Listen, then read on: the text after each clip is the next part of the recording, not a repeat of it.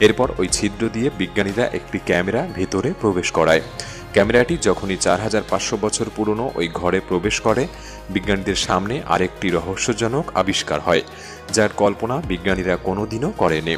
আসুন পিরামিডের এই সমস্ত রহস্য সম্পর্কে জানবো আজকের এই ভিডিওতে। তাই ভিডিওটি সম্পূর্ণ দেখার অনুরোধ রইল। আর নতুন বন্ধুরা অবশ্যই পাশে থাকা সাবস্ক্রাইব লেখাটি প্রেস করে বেল আইকনের অল অপশন সিলেক্ট করুন। মিশরের পিরামিড বর্তমানে বিজ্ঞানীদের জন্য এমন একটি বিষয় হয়ে দাঁড়িয়েছে যে তারা যতই রহস্য উদ্ঘাটন করার চেষ্টা করে, আরেকটি নতুন রহস্য তাদের সামনে এসে পড়ে।